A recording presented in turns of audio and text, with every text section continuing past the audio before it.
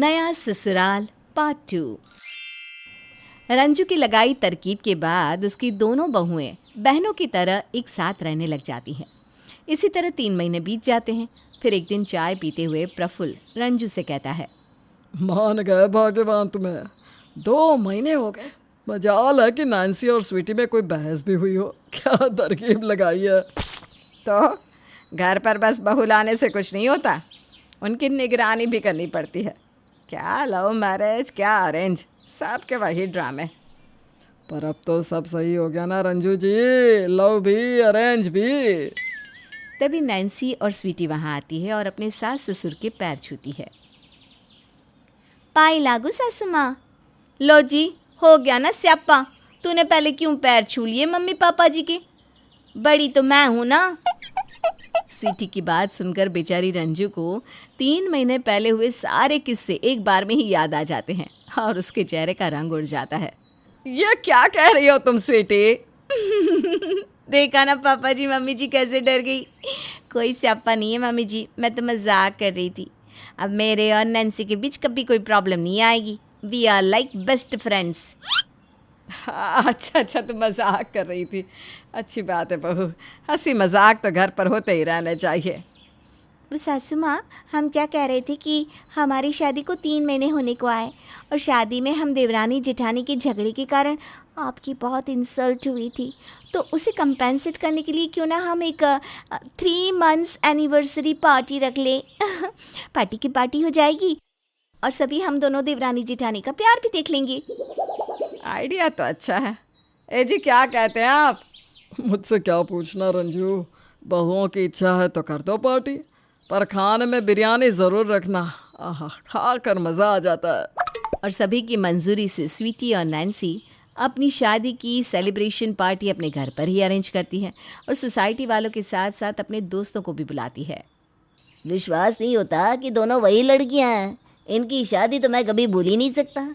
इतना ड्रामा, पहले इसका फिर उसका। आप तो धन्य है रंजू जी कि इन दोनों को सुधार दिया। हुण दसना तो नहीं चाहती है, पर तेनों दस देती हैं स्वीटी। ये सभी लोग कुछ ज़्यादा ही नैन्सी कर रहे हैं। अपने सास ससुर को ही देख, ऊपर से कहाँ नैन्सी के कपड़े कहाँ तेरे। हो गया ना स्यापा। ऐसी कोई बात नहीं है प्रिया, तू वही टेंशन पा रही है। प्रिया की बात सुनकर स्वीटी को मानो सब बदला बदला लगने लग जाता है। वो प्रेम को आवाज़ लगाती है, प्रेम चलो ना, केक कट कर लेते हैं। पहले विवेक और नैन्सी केक कट कर ले, फिर हम कर लेंगे। तुम यहीं रुको, पहले मैं उन्हें गिफ्ट दे आता हूँ। और मेरी गिफ्ट? अरे कभी तो बड़ों की तरह बिहेव करो स्वीटी, ये पार्टी है ना, इसे ही गिफ्ट समझ लो तुम। ये कहकर प्रेम नैन्सी और विवेक के पास चला जाता है। अब होगा स्यापा। नैन्सी और विवेक केक कट कर लेते हैं और उसके कुछ देर बाद सुषमा नैन्सी के पास आकर कहती है, सही है, सभी जेठानियों का यही है। छोटा केक तुझसे कटवा लिया और खुद के लिए 3 फ्लोर का केक मंगवाया है। देख कैसे केक काट रही है, देख तो ये क्या कह रही है सुषमा? अरे मुझे तो तेरे लिए बड़ा बुरा लग रहा है नैन्सी, इसलिए कह रही हूँ। और जो आग दोनों देवरानी जेठानी के दिलों में 3 महीने पहले जल रही थी, वो फिर से सुलग जाती है। सुषमा की बात सुनकर नैन्सी गुस्से में अपनी सास को कहती है, मैं सोने जा रही हूँ सासू माँ। देखो जी, ये जाकर सोएगी और मैं ये झूठे बर्तन उठाऊंगी। अपना केक कट गया, अपने गेस्ट को खिला दिया तो मैडम चली सोने। मम्मी जी, मैं भी सोने जा रही हूँ, बाकी गेस्ट को आप देख लीजिए। ये अच्छा है, जो मैं करूँगी आप भी वही करेंगी। जेठानी है तो क्या, देख रहे हैं ना जेठ जी आप। तो ये बात है, तो उभर रही है मेरे पति को। हाँ, तभी मैं सोचूं मेरे प्रेम को अचानक हुआ क्या। देख लो प्रेम, अगर तुम्हें नैन्सी पर इतना ही तरस आ रहा है तो मुझसे बात ही मत करना। अब खाना भी तुम्हें वही देगी। हाँ, 3 महीने में बेचारे जेठ जी भी समझ गए हैं कि क्या चीज़ है आप। लव मैरिज में से लव तो चला गया, बच गया सिर्फ मैरिज। हर ऐसे भी कौन सा खाना देती है आप उन्हें, हमेशा मैं ही तो खिलाती हूँ। दोनों देवरानी जेठानी में ऐसी लड़ाई होती है कि दोनों एक दूसरे के चेहरे पर केक दे मारती है और सभी लोगों के सामने फिर से रंजू निवास का तमाशा बन जाता है। चलता हूँ रंजू जी, अब भगवान आपको बचाए। सभी मेहमान वापस अपने अपने घर लौट आते हैं। बाहर आओ अपने अपने कमरे से दोनों। लो जी, हो गया स्यापा। मैं क्यों आऊँ बाहर?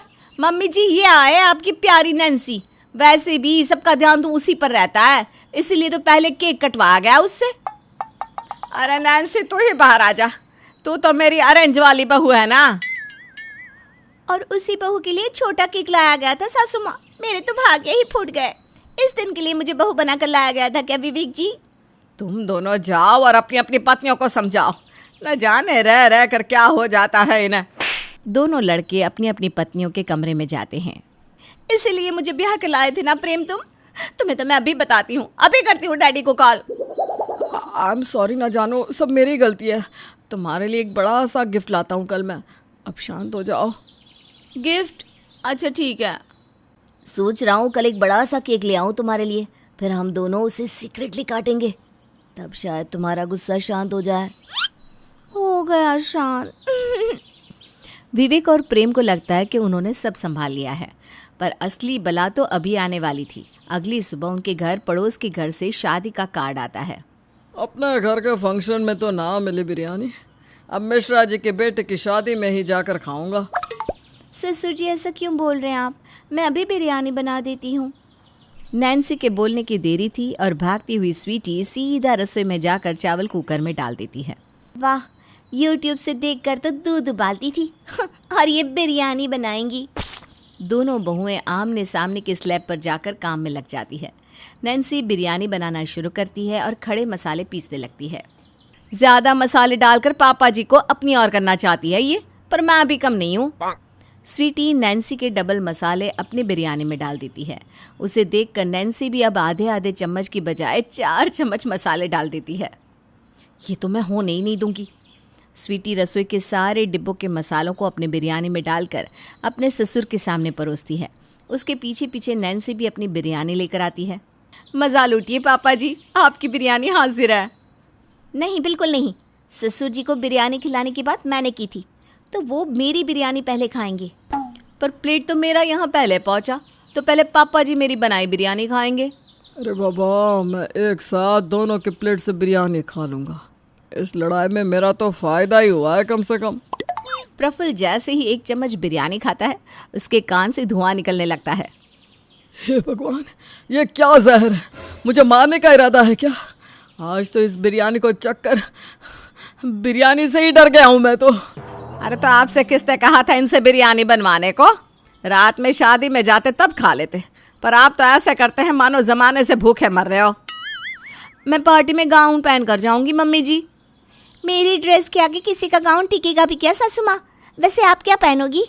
अरे सत्यानाश हो, तुम दोनों ही चले जाना अपने भूखड़ ससुर के साथ, मुझे नहीं जाना कहीं।